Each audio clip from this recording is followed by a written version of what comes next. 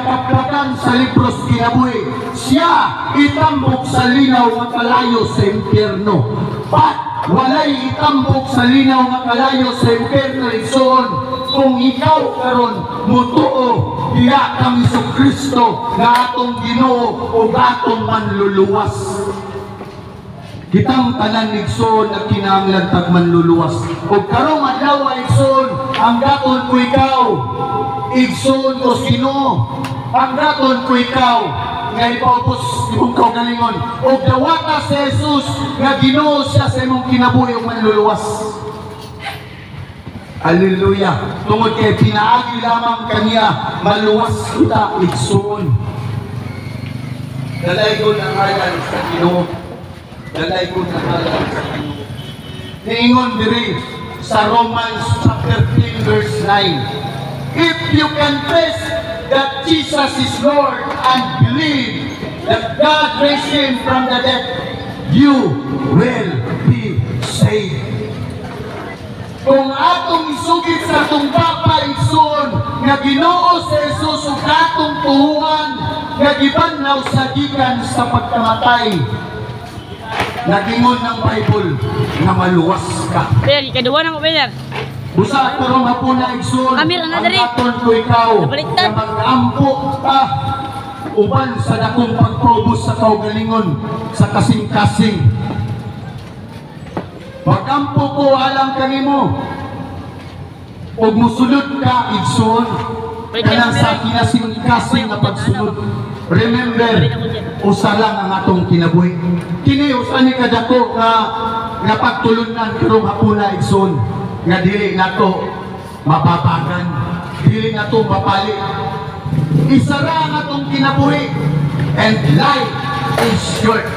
Labihan ka mo po ang kinabuhi igsoon. Usa dili nato sayangan ang kaigayunan nga makakaplat ka, makadawatas kasa sa Dios nga mao ang kinabuhing walay katapusan igsoon. Karon magampo ko igsoon, andam na baka. Kung maulaw ka sa imong kapat igsoon, hinaya lang. But matod pa sa Bible sa Romans chapter 10. Kaliyar na mo ito. Isugid sa imong Papa nga Ginoo si Jesus ug manluluwas ug tuwi ug maluwas ka. Hallelujah. Karon magsugod ko igsoon. Ginoong Jesus, son tungod kay kamahanan ng atong Dios, tuod sa atong Dios igsoon nga luwason na matagusa ka nato kumuto kita. Tuod sa Dios igsoon nga madala ka sa paraiso kadaan kag kinabuhi nga walay katapusan. Imagine igsoon, labi ang kapuya magpuyo ang kalibutan na. Puno sa kasakit, puno sa problema, puno sa pagmahay, puno sa pagpaningkamot nga aron mabuhi. Patunay kinabuhi nga giandam sa Dios alang kanimo. Kinabuhi pagid nga walay katapusan nga uban ang atong Creator. Only lang ipabos ang imong kaugalingon ug isugid ang atong mga sala ug moilata nga Ginoo si Jesus.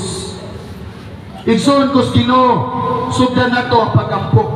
Ginoong Jesus, salamat nga namatay ka sa krus alang kanako.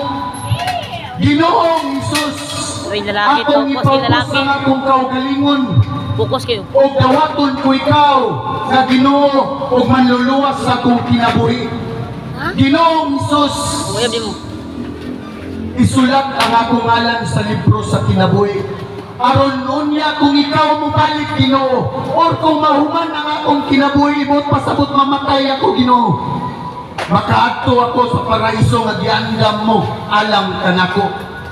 Ginoong Hesus, sugod karong adlaw tuhuan ako ang imong plano sa akong kinabuhi. Akong gisurrender ang akong kinabuhi diha kanimo ug ikaw na ang nanag-iya niani. Ginoong Hesus, salamat sa kapasayloan sa akong mga sala. Ginoong Hesus, gikan karong orasa ako nang gihalad o gisurrender ang akong kinabuhi diha kanimo lamang. Kining tanan Ginoo akong giampo, inubanan sa akong pagtuo, pagpaubos sa akong kaugalingon, pinaagi sa imong balaan o kamahanan nga ngalan, in Jesus mighty name. Amen. Salamat mga igsoon nga kung ikaw imo ning giampo sa kinasing-kasing nga pag-ampo igsoon ingnon taka dili bakakon ng atong Dios. Wala mi karong hapon na igsoon